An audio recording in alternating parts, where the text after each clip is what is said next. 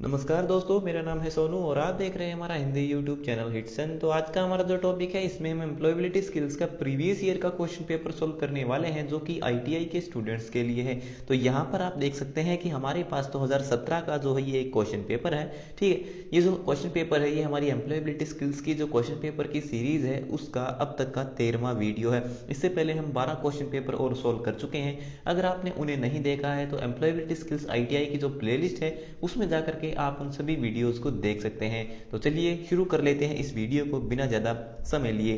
तो सबसे पहला प्रश्न आपसे पूछा गया है कि for small business owners one of the most important objective is, यानी कि जो छोटे उद्योगपति होते हैं उनके लिए सबसे मुख्य ऑब्जेक्टिव क्या होता है।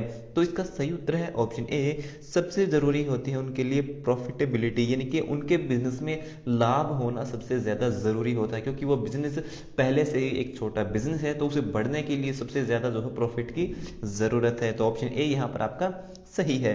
दूसरा प्रश्न है, dash is defined as a form of business that is an association of two or more people acting as so co owners of A business, यानी कि कोई भी व्यवसाय जिसके अंदर दो या दो से ज्यादा लोग मिलकर के काम करते हैं तो वो बिजनेस किस प्रकार का होता है। तो इसका सही उत्तर है ऑप्शन ए, वह बिजनेस एक पार्टनरशिप बिजनेस होता है, यानी कि उसमें दो या दो से ज्यादा लोग पार्टनर बन करके एक दूसरे के साथ काम कर रहे होते हैं। तीसरा प्रश्न है, स्वॉट इज एन एक्रोनिम फॉर, तो स्वॉट की फुल फॉर्म क्या है। तो स्वॉट का मतलब होता है स्ट्रेंथ, वीकनेस, अपॉर्चुनिटी और थ्रेट। तो ऑप्शन बी यहां पर आपका सही है। चौथा प्रश्न है, what should organisation seek to do with stakeholders who have interest and low power, यानी कि जो कंपनी के जो इन्वेस्टर होते हैं या फिर जो स्टेक होल्डर्स होते हैं तो कंपनी को उनके लिए क्या करना चाहिए। तो ऑप्शन डी यहाँ पर आपका सही है, इन्वेस्ट मैक्सिमम एफर्ट इसका सही उत्तर है। पांचवा प्रश्न है, सीडो स्टैंड फॉर, तो सीडो की फुल फॉर्म क्या है। तो सीडो का मतलब है स्मॉल इंडस्ट्रीज डेवलपमेंट ऑर्गेनाइजेशन। तो ऑप्शन बी जो है यहाँ पर आपका बिल्कुल सही है पांचवें प्रश्न का। छठा प्रश्न है, according to the shop establishment act 1953 communication of closure of the establishment has to be done within dash days from the closing of the establishment, यानी कि कोई भी दुकान बंद करने का जब नोटिस आता है तो कितने दिन के अंदर उस दुकान को बंद किया जाना चाहिए अकॉर्डिंग टू द 1953 एक्ट। तो इस एक्ट के अनुसार किसी भी दुकान को जो है 15 दिन के अंदर बंद किया जा सकता है। तो ऑप्शन ए यहाँ पर आपका सही है।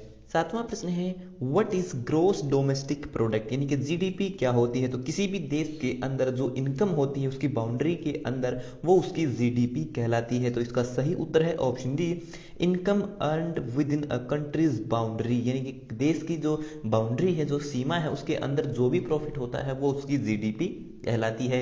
आठवां प्रश्न है, if GDP for a Palau A small country near southern of Philippines, यानी कि फिलीपीन देश के पास में एक कंट्री है पलाऊ, वहां की जो जीडीपी है वो 130 मिलियन डॉलर है किस कब 2002 में, and its population is 20,000, GDP पर कैपिटाइज, यानी कि उस देश की जो जनसंख्या है वो 20,000 है और उसकी जीडीपी है 130 मिलियन डॉलर। तो वहां पे जो पर कैपिटा इनकम होगी, प्रति व्यक्ति की जो इनकम होगी, जो कमाई होगी वो कितनी होगी।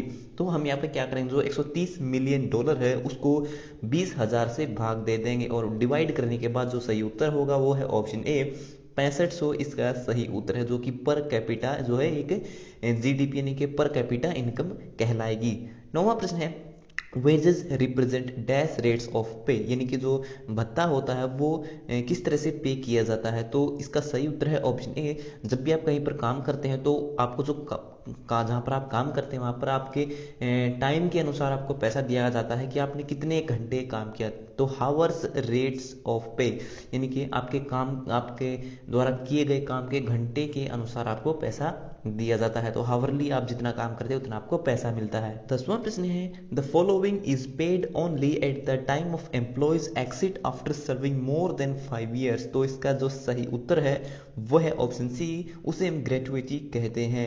11वां प्रश्न है, which formula correctly described productivity, तो इसमें इनमें से प्रोडक्टिविटी का जो फॉर्मूला है वो कौन सा है। तो ऑप्शन डी यहाँ पर आपका सही है, आउटपुट बटे में इनपुट, यानी कि इतना आउटपुट निकला उसको हम इनपुट से भाग कर देंगे तो हमारा जो प्रोडक्टिविटी है वो हमें पता चल जाएगी। 12वां प्रश्न है, what does HACCP stand for, तो HACCP की फुल फॉर्म क्या है। तो इस प्रश्न का जो सही उत्तर है वो है option D hazard analysis critical control point, यानी कि कंपनी के अंदर ऐसे कौन से पॉइंट हैं जहां पर जो है खतरे होने की संभावना है, तो हमें उनका एनालिसिस करना चाहिए। किसके माध्यम से? HACCP के माध्यम से। 13वां प्रश्न है which one is the most uncommon injury in the hospital industry, यानी कि हॉस्पिटल जो इंडस्ट्री होती है उनके अंदर जो अनकॉमन इंजरी है वो कौन सी है, तो वो है ऑप्शन सी फॉल्स। तो वहां पर जो है बहुत कम जो है गिरने के चांसेस होते हैं, तो ऑप्शन सी यहाँ पर आपका सही है। अगला प्रश्न है work place related injuries illness and deaths impose cost upon, यानी कि कार्यस्थल पर अगर किसी को चोट लगती है, कोई बीमार होता है, किसी की कोई डेथ हो जाती है, तो वहां पर उसका जो कॉस्ट का खर्च है तो वो किस पर पड़ता है, तो एम्प्लॉय पर, वर्कर और कम्युनिटी के, तो दिए गए सभी इन सभी पर, चाहे किसी को भी कोई प्रॉब्लम होती है तो इन सभी पर जो है उसका प्रभाव कहीं ना कहीं पड़ता है, तो ऑप्शन डी यहाँ पर आपका सही है। 15वां प्रश्न है in the on going climate change debate which is of these groups is least likely to be identified as having interest in overemphasizing the need of global action on climate change, तो यहाँ पर ये current affair का एक question पूछा गया है, ठीक है। तो यहाँ पर आप देख सकते हैं इसका जो सही उत्तर होगा, यहाँ पे आपसे पूछा गया है कि वो कौन सा जो एरिया है जहाँ पर सबसे कम ध्यान दिया जाता है पॉल्यूशन को कम करने को लेकर, तो वो है option B fossil fuel corporation, यानी कि जो खेतों में जो फ्यूल फॉसिल जलाए जाते हैं, ठीक है, जो धान के जो खेत होते हैं उनमें जो जलाया जाता है फॉसिल, तो उसको फ्यूल के रूप में इस्तेमाल करना है, तो इस तरह के जो मुद्दे हैं वो बहुत ही कम उठते हैं, तो ऑप्शन बी यहाँ पर आपका सही है। 16वां प्रश्न है which of the following is are inorganic gas, तो इनमें से कौन सी जो है एक ऑर्गेनिक गैस नहीं है, तो यहाँ पर ऑप्शन दिए गए हैं कार्बन मोनोऑक्साइड, हाइड्रोजन सल्फाइड और क्लोरीन, तो इनमें से कोई भी जो है एक ऑर्गेनिक गैस नहीं है, तो ऑप्शन डी यहाँ पर आपका सही है। अगला प्रश्न है the major pollutant from automobile exhaust is, यानी कि जो आपकी गाड़ियां होती हैं, जो ऑटोमोबाइल होती हैं, उनसे जो है जो मुख्य प्रदूषक निकलता है जिससे पर्यावरण में प्रदूषण होता है वो कौन सा है, तो वो होती है आपकी कार्बन मोनोऑक्साइड, तो यहाँ पर ऑप्शन बी आपका सही है। 18वां प्रश्न है one of energies that is known as renewable energy, तो इनमें से कौन सी एक ऐसी एनर्जी है जिसको हम रिन्यू यानी कि फिर से इस्तेमाल कर सकते हैं, रिन्यूएबल है जो कि, तो कोयला है, ऑयल है, और जो नेचुरल या जो प्राकृतिक गैस है वो सब लिमिट में है, लेकिन जो टाइड होती हैं जिन्हें हम ज्वार भाटा कहते हैं वो अनलिमिटेड होती हैं, उनका हम जो है बार बार इस्तेमाल कर सकते हैं, और ये एक रिन्यूएबल एनर्जी है।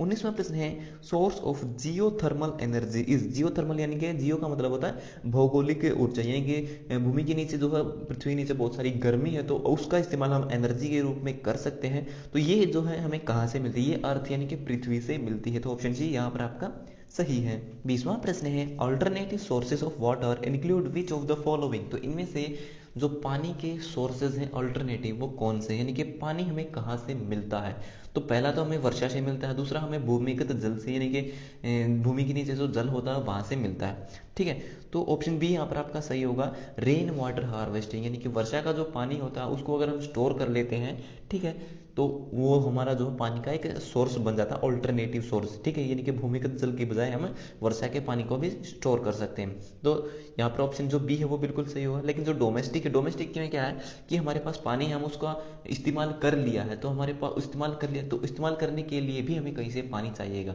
तो वो हमारा रेन वाटर हार्वेस्टिंग से मिलेगा। ऑप्शन सी है एक्वा फायर स्टोरेज और रिकवरी, यानी कि जो मछली पालन होता है तो वहाँ पर पूरा का पूरा जो तालाब उसको पानी से भरा जाता है, तो पानी स्टार्टिंग में मछली पालन के लिए जो पानी होगा वो कहाँ से मिलेगा, वो भी हमें रेन वाटर हार्वेस्टिंग यानी कि या तो भूमिगत जल से मिलेगा या फिर जो है हमें वर्षा के पानी से वो पानी मिलेगा, तभी हम जब मछली पालन कर पाएंगे। तो यहाँ पे स्रोत पूछा गया है कि सोर्स कौन सा है, तो सोर्स हमारा रेन वाटर हार्वेस्टिंग, ठीक है। 21वां प्रश्न है the factory act impose of the following obligation upon the employer in regard to his worker section 7A, तो इसका सही उत्तर होगा ऑप्शन डी। इस सेक्शन के अंदर स्वास्थ्य, सेफ्टी और वेलफेयर तीनों चीजें शामिल हैं। 22वां प्रश्न है if an employ works on any day on which he was employed for a period less than the required number of hours constituting normal working day, यानी कि कोई एम्प्लॉय किसी कंपनी में काम कर रहा था और उसको जितने टाइम के लिए काम करना था उतने टाइम के लिए उसने काम नहीं किया, तो अब उसको कितनी सैलरी दी जाएगी, तो इसका जो सही उत्तर होगा वो होगा option B for the hours he had work, जितना टाइम के लिए उसने काम किया है उतने टाइम के लिए उसको जो है सैलरी दी जाएगी। ऑप्शन बी यहाँ पर आपका सही है। 23वां प्रश्न है the central government has amendment the ceiling for contribution under the employees provident fund and miscellaneous provision act 1952 act and the employees provident fund and miscellaneous provision scheme 1952 from dash to dash with effect from 1 सितंबर 2014। ये भी एक current affair का question है कि 1 सितंबर 2014 से जो है ये लागू हुआ था, तो ये कितने से कितने रुपए तक है। तो ये इसका सही उत्तर है ऑप्शन सी 6500 रुपये से 15,000 रुपये तक जो है इसका सही उत्तर है। आप ये सिर्फ नंबर याद रखिए क्योंकि क्वेश्चन अगर एग्जाम में आए तो एज इट इज यहाँ पे आपसे पूछा जाएगा। तो ऑप्शन सी यहाँ पर आपका सही है। 24वां प्रश्न है the exhaustion suffered by an individual due to continuous exposure of stress causing situating is normally known as, यानी कि कोई भी व्यक्ति है जो लगातार काम कर रहा है किसी मशीन पर, तो उसके क्या मतलब क्या उसका रिजल्ट निकल सकता है, ठीक है। तो उस सिचुएशन क्या होगी, तो उसकी सिचुएशन ये होगी वो बर्नआउट। वो मशीन अगर बहुत ज़्यादा एग्जॉस्ट कर रही है तो वो क्या वो बर्नआउट, यानी कि उसमें आग लगने का खतरा हो सकता है। तो ऑप्शन डी यहाँ पर आपका सही है। 25वां प्रश्न है total quality management focus on, जो आपका TQM होता है वो किन पर फोकस करता है, तो वो कस्टमर और एम्प्लॉय दोनों पर फोकस करता है। तो ऑप्शन सी यहाँ पर आपका सही है। तो ये हो गया हमारा आज का सभी प्रश्न कंप्लीट। सो वीडियो देखने के लिए धन्यवाद। अगर आपका कोई सवाल है तो कमेंट बॉक्स में लिख करके जरूर पूछ सकते हैं। तो मिलते हैं हमारी अगली वीडियो में, तब तक के लिए नमस्कार।